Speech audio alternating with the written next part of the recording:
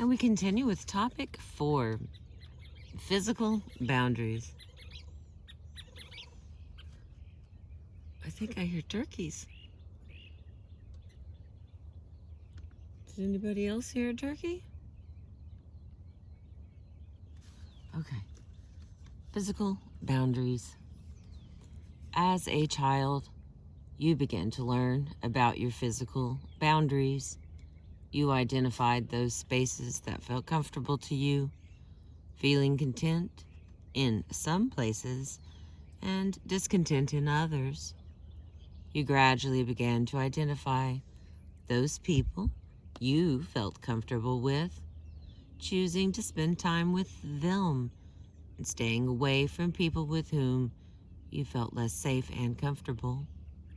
If you found yourself in spaces or spending time with people who felt uncomfortable or unsafe to you, you clearly let others know by crying loudly until the situation was changed to your satisfaction.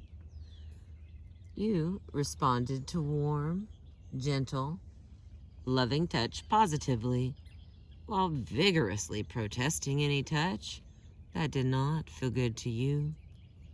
You learned from your experience, intuition, and from observing others whether or not they wanted you to come close to them. You also learn the limits of your own space. You become clear about where you stopped and where another person began. This is how you begin to develop a notion of privacy and intimate space. The ability to choose and define your physical boundaries is a natural learning process. It is part of growing up. It helps you make decisions about what you need to do to keep yourself safe.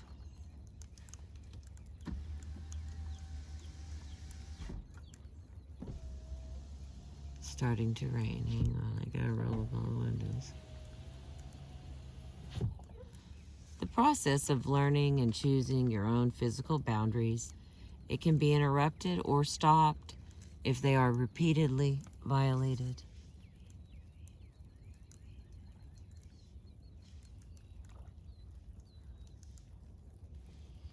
If you were abused or traumatized, people or things entered your space and violated your boundaries against your will. You may have lost the ability to discern what is safe and comfortable space for you and what your physical boundaries are. This loss can result in repeated abuse, trauma, and victimization. This topic will lead you through several exercises that will help you regain your ability to define your physical boundaries, helping you keep yourself comfortable and safe.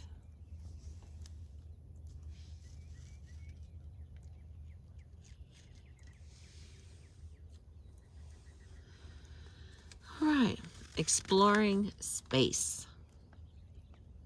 At the end of the last topic, we asked you to notice how you felt in at least 5 places.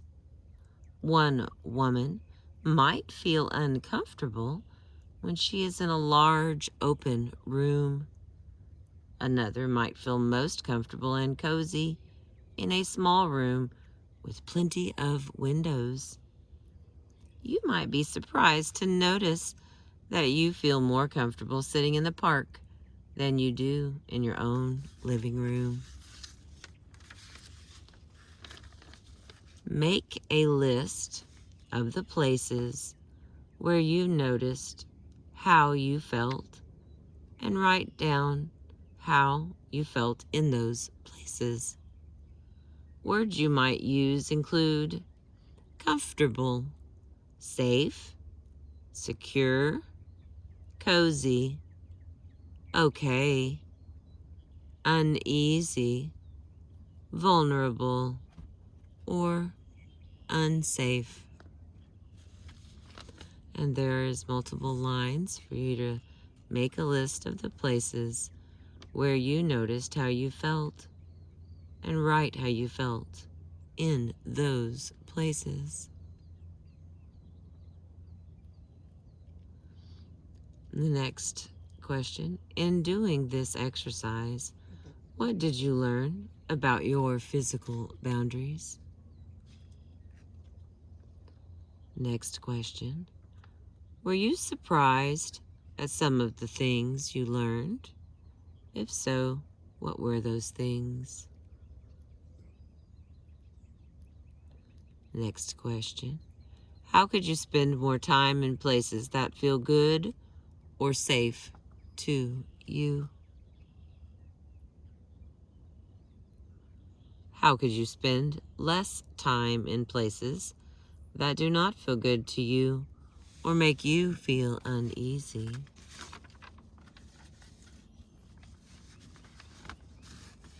If you must spend time in places that make you feel uncomfortable or uneasy, is there something you could change to make those places feel better to you? For instance, if you don't feel safe in your bedroom, could you rearrange the furniture or leave the door opened or closed to make the space feel better for you? If a workspace feels uncomfortable, could you request or arrange a change in furniture or equipment arrangement, a change in the ease of access by other employees, or a change in lighting?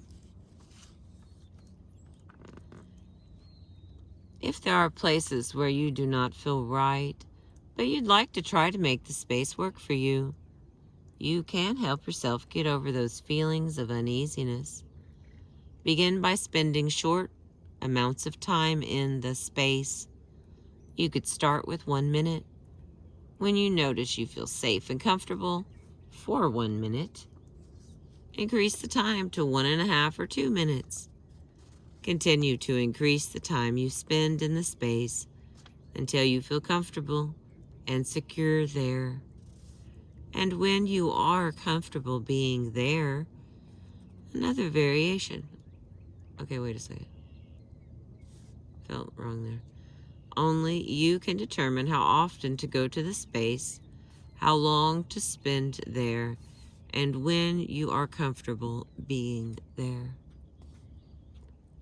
Another variation on this exercise is to have a person you really trust go with you and spend time with you in the space, decreasing the amount of time they are with you until you feel comfortable spending time there by yourself.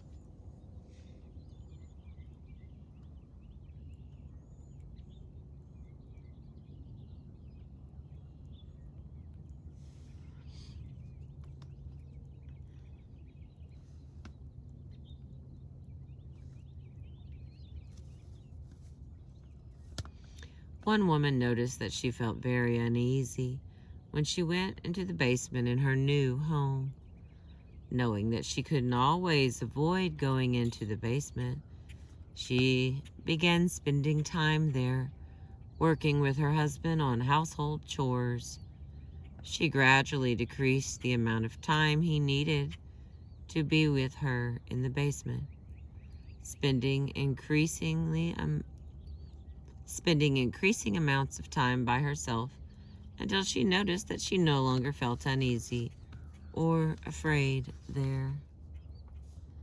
Many women who were abused in a bedroom feel uneasy in any room where the sole activity is sleep. Deborah turned her bedroom into a study with a chair and a pull-out sofa. She added a bookcase and a good reading lamp and turned her room into a place where she could feel safe and in control. Next section, boundary awareness. Here's an exercise to increase your awareness of space and how it feels to you. Find a place where you can be alone for about 10 minutes. And find a space within the place where you feel very safe and comfortable. Is it near or further away from things? Can you clearly see all parts of the space from where you are? Can you see a way to leave the space from where you are? Can you look out at other areas close to this one from where you are? Or is the space closed in by walls or other things? Is the space filled with light or is it darker? Is it noisy or quiet? What else did you notice that is unique about this space? How do these things affect you? Spend several moments in another space within this place where you feel safe and comfortable, and respond to each of the questions again. Move about. Is there anywhere within your place that does not feel safe or comfortable to you? If so, go to that space and answer each of the questions a third time. You can repeat the exercise as many times as you wish, moving from space to space and noticing how you feel each time. What did you learn from this exercise about where you like to be? Are there any changes you could make in your living space or other spaces where you spend time that would help you feel more comfortable and safe? How could you make these changes?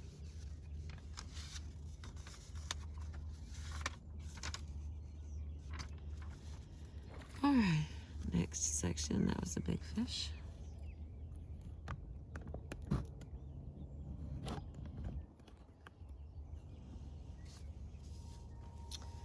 All right, exploring feelings when you are near others. At the end of the last topic, we also asked you to notice how you felt in at least 5 circumstances where you were near other people. Paula noticed that she felt very comfortable sharing a seat on the bus with an older woman, but not at all comfortable when sharing the seat with a middle-aged man with light-colored hair and a dark beard. Jane felt anxious and unsafe when she was sitting in a large room crowded with people. However, when she was in a smaller room with several people she knew, she felt fine. Please make a list of the situations you choose and write how you felt in each of these situations. The next question. In doing this exercise, did you learn some things about your physical boundaries with other people? If so, what did you learn? Were you surprised at some of the things you noticed? If so, what surprised you?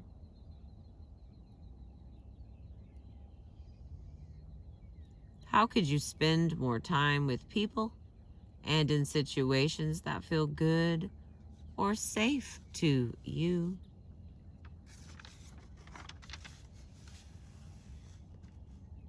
Are there some ways you could spend less time with people in situations that don't feel good to you or that just make you feel uneasy and uncomfortable? There's a place for you to write this down.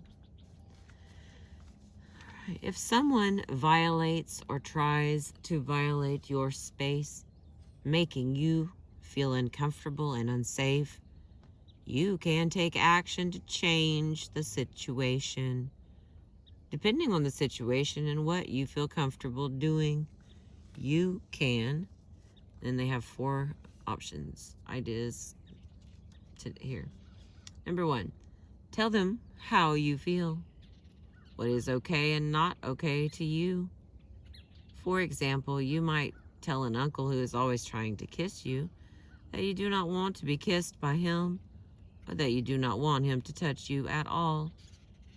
You can tell an acquaintance that you are uncomfortable being hugged by him or her.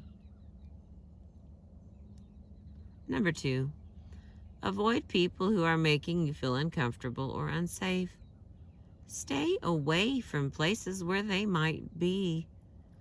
For instance, if you don't like being around people who have been drinking, avoid places where alcohol is served. If a relative mistreated you in the past, please just avoid attending events where that person might be present. You might decide to no longer attend family reunions in order to avoid a relative who harassed or mistreated you when you were a child. Or you might stay out of parts of the city where you know illegal drugs are routinely sold. Avoidance is not a cop-out. It is a totally acceptable way of keeping yourself safe. Number 3, if you are inadvertently in contact with someone who makes you feel uneasy or scared, leave the place as quickly as possible. Then share how you felt with a trusted friend or a counselor. If you have no one with whom you feel safe sharing the incident, write about it in your journal. And number 4,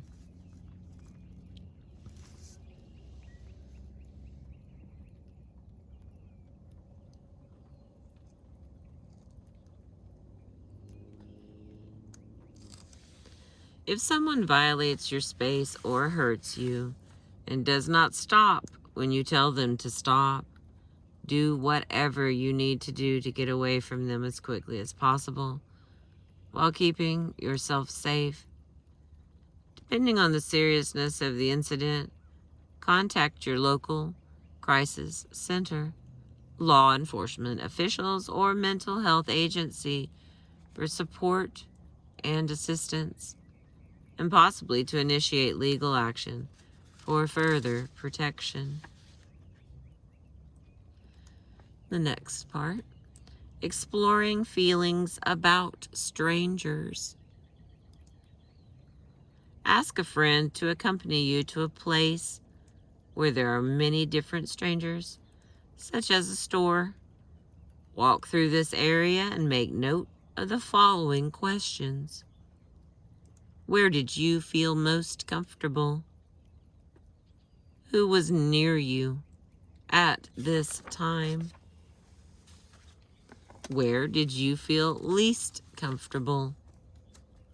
Who was near you at this time? Then ask the friend to wait for you while you walk through the area by yourself. If you were unable to find a friend to help, you can begin the exercise here. Again, answer each of the questions.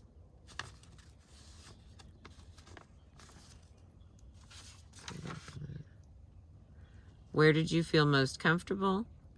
Who was near you at this time? Where did you feel least comfortable? And who was near you at this time? And the other question is, what did you learn about physical boundaries from this exercise?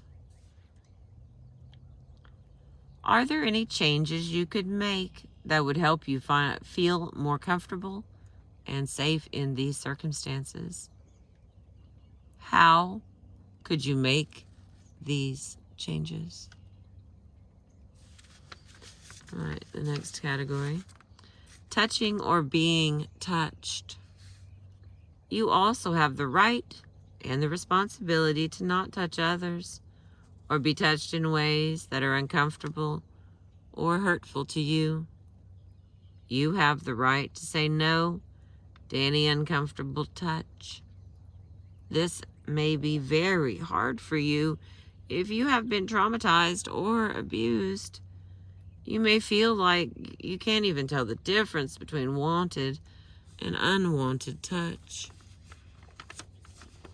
The following exercise will help you learn to identify wanted and unwanted touch.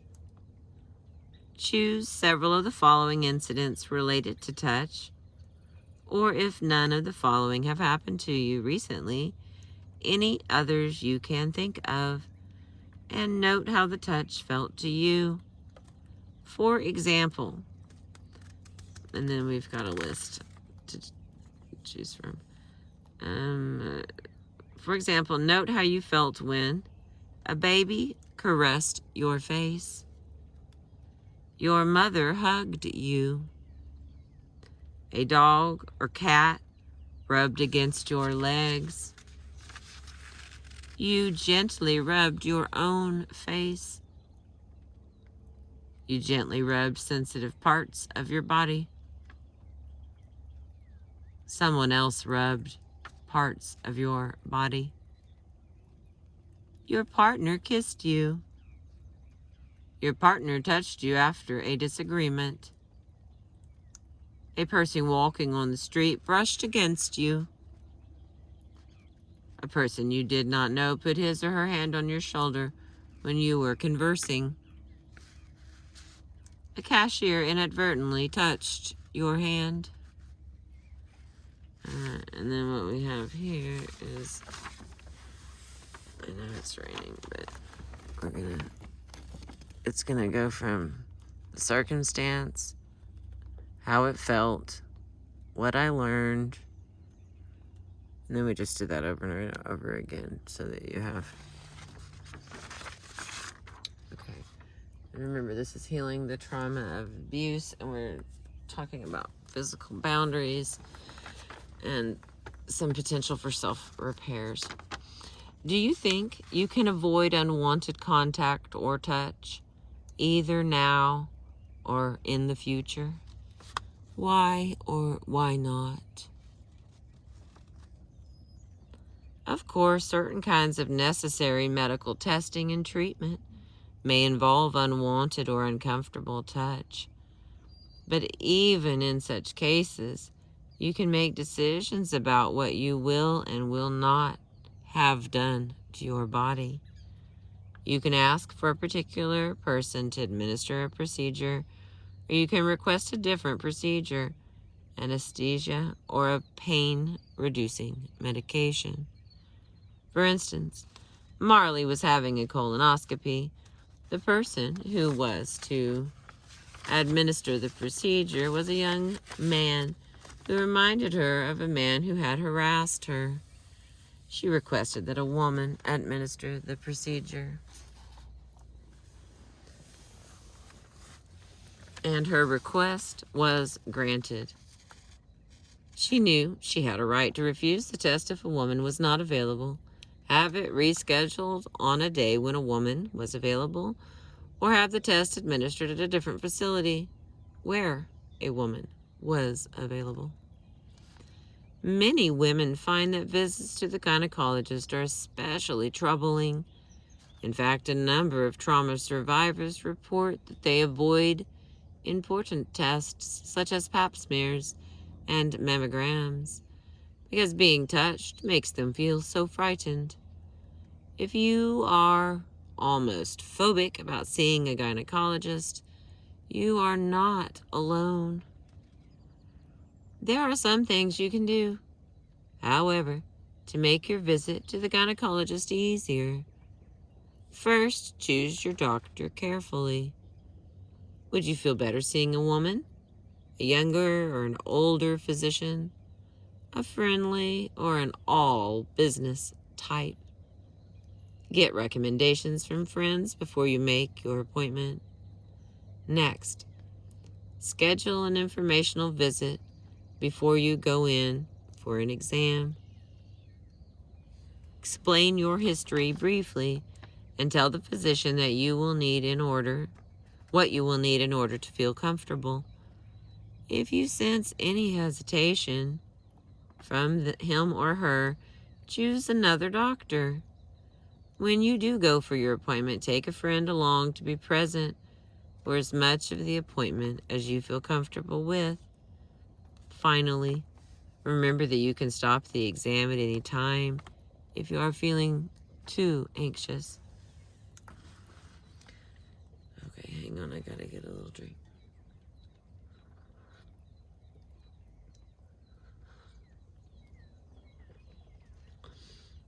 Okay, and the next part, yeah, we're almost done. Reading body language. Some people who have been traumatized have a hard time reading or interpreting body language.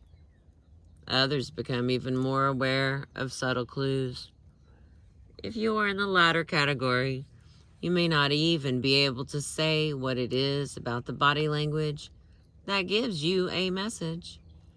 What's important to remember is that it is not necessary to put the feelings into words in order to take action based on your instincts.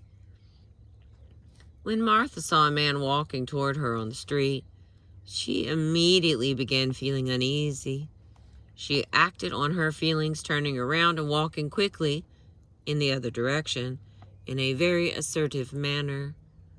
She went into a bank and waited until the man had passed by.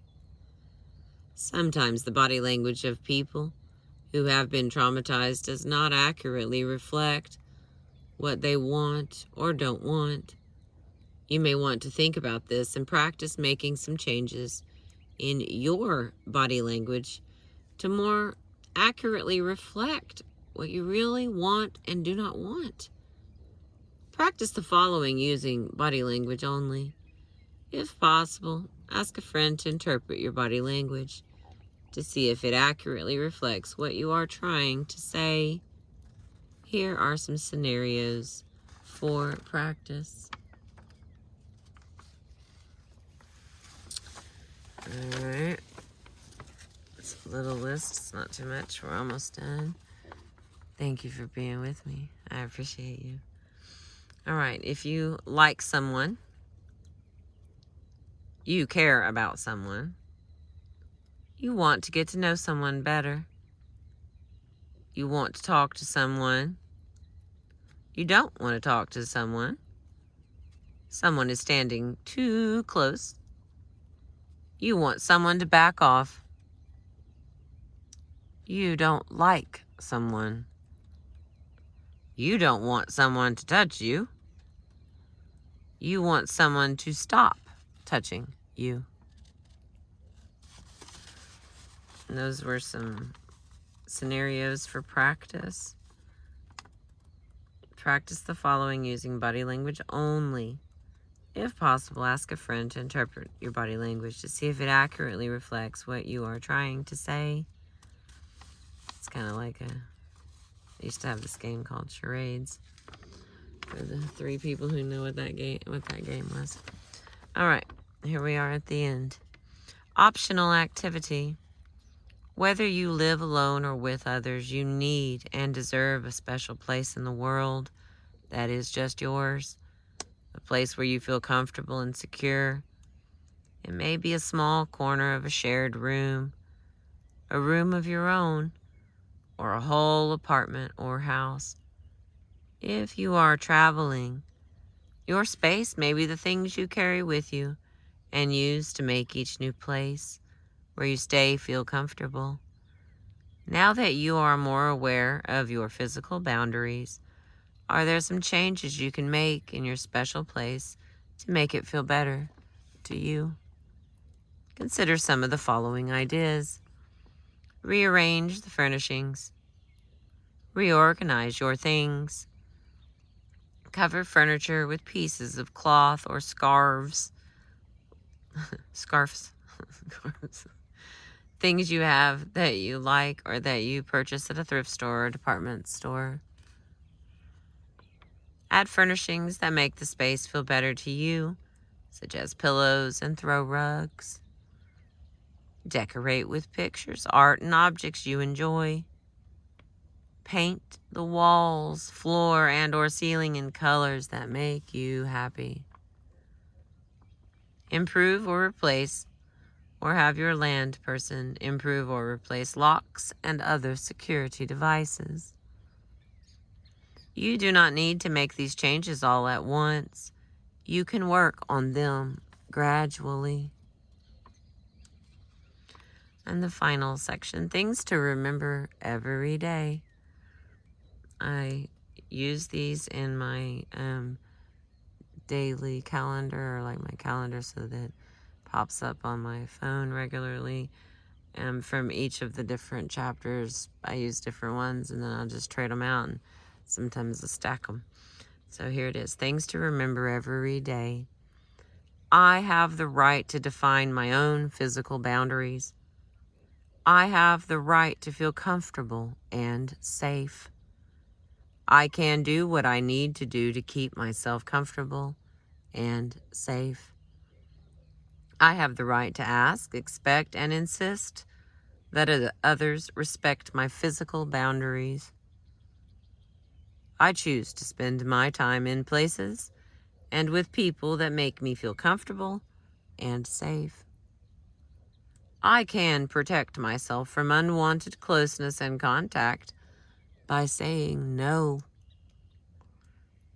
I have the right to determine how and by whom I want to be touched.